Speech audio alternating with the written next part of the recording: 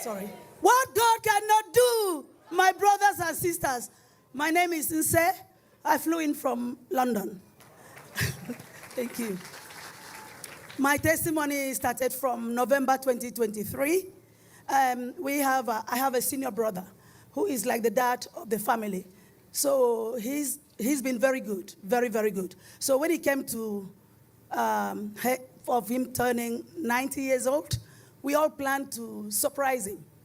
And so he lives in LA. So he flew in from LA he didn't know, he was just coming home for Christmas, but because it was a surprise.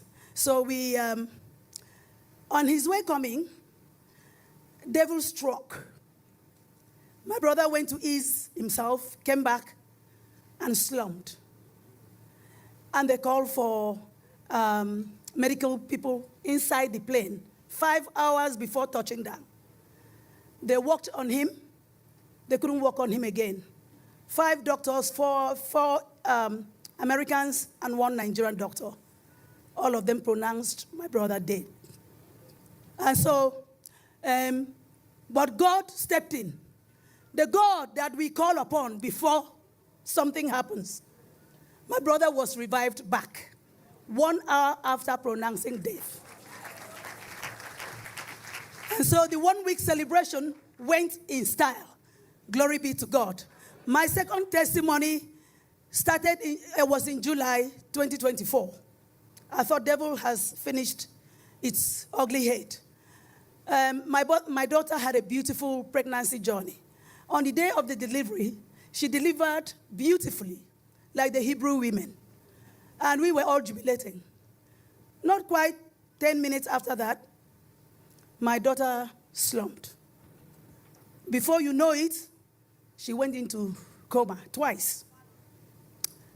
Medical team worked. I'm a medical professional.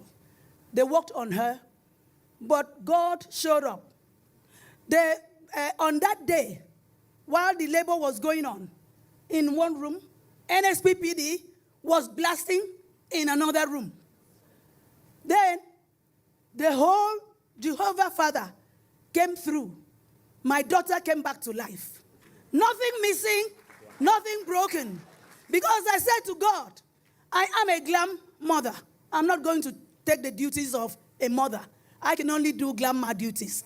My daughter has to come back and do her duties as you, God, directed her to. To God be the glory.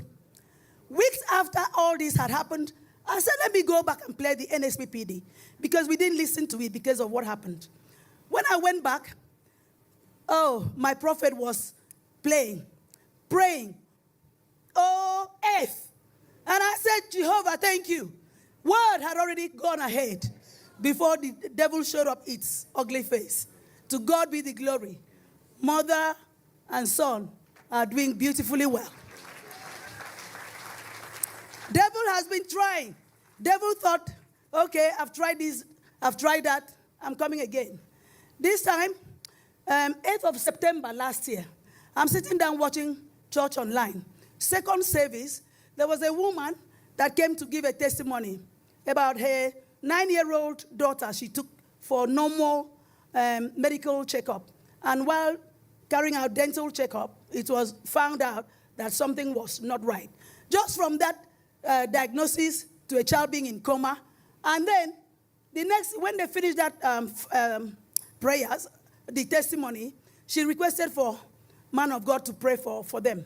As man of God stood up, I am in London watching church online, but as man of God stood up and walked to go and pray, I went into a trance. It's almost like the man of God was walking straight to me and telling me, what are you doing keeping quiet? Things are running, things are not working. All this attack. Don't you know you're the keeper of this family? I stood up from where I was sitting watching church online. I started praying. I went mad in the spirit. I prayed room by room, went down, called. My daughter heard me coming down. Before she could even open the door, I said, where is your husband? As the husband came out, I hugged all of them, the 3 of us. We are hugging and praying. When I finished praying, I left them. They were still hugging and praying. 2 seconds after I stepped out, my daughter is screaming the place down. I rushed back. I thought it was my son, my grandson. I rushed back. When I rushed back, he said, Mom, my husband is dead. I said, what do you mean? I've just finished praying and hugging you. Where is he? My son-in-law has slumped on the floor. I turned around, sat him up, asked my daughter, get 999. I sat down and I started doing Jehovah CPR, which is OF. You will not bury, I will not bury, and I will not take the bodies of my loved ones. OF. It will never happen. Ambulance arrived, they carried on, and they took my son-in-law to the hospital. But before the ambulance crew arrived, God had already woken my son-in-law up. And so taking him to the hospital was the normal thing that has to be done. And in the hospital, guess what they found? Nothing.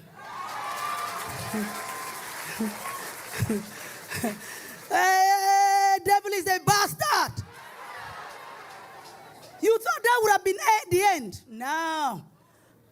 Since I came back from my brother's party, January 2024, 24, I'm a businesswoman. Nothing worked. My business closed. People are canceling contract. The government is canceling contract. I couldn't understand what is going on. But I knew it wasn't, I knew that the devil was not done. But God has the final say. Everything stopped. No money into my business. No nothing, no nothing. Then I remember one day, my prophet was preaching one day. And he said, if you're doing this and doing that, if it's not working, change the direction. Change what you're doing. Look for something else. Look for something else to do. I decided to retrain. I'm already a practitioner, but I decided to go back and retrain for something completely new. When I finished, I thought, okay, Satan, come now. I said, where are the clients? Clients were not coming. I said, it's a lie.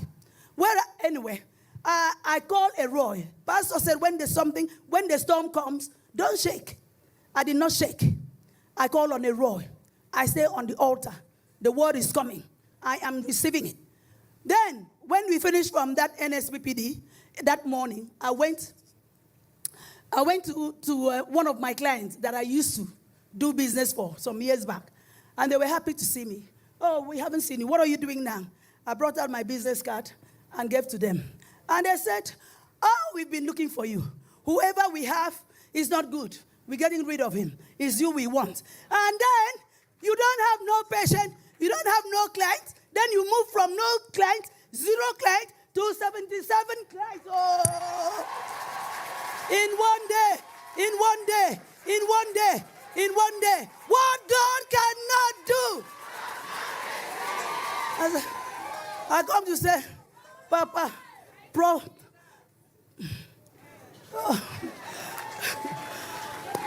I wouldn't have come. I did say in my testimony, but I know that you guys are overwhelmed with testimonies. So that was not it. And I promise God, when I am back in Nigeria, I will come to the altar and give back what belongs to God. Now, I did not dream I was coming to Nigeria. But because after 21 days fasting, God gave me a notch not to stop. I said, I pretend I wanted to knock it off. But the Spirit kept coming to continue. So I continued for 40 days, which ended 2 days ago on Friday.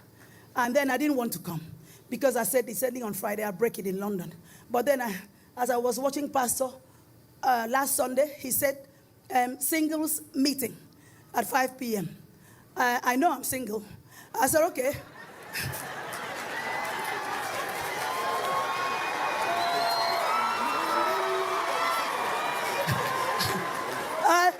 So I flew in. I said, so long as church is open, I want to walk into the church and end my 40 days fasting. So I walked in, and they said, come and do what? I said, please, I'm not coming for singles. I'm coming for Jesus to come and break my 40 days. And they said, okay, go. And I went in, and I broke my fast. But I want to say to the young men that did the singles, you guys are awesome. It was very enjoyable. Fast Pastor, my darling pastor. God bless you. Pastor Dr. Jerry Eze, my prayer to God is that may historians please put Pastor Jerry Eze's name in the Bible so that my grandchildren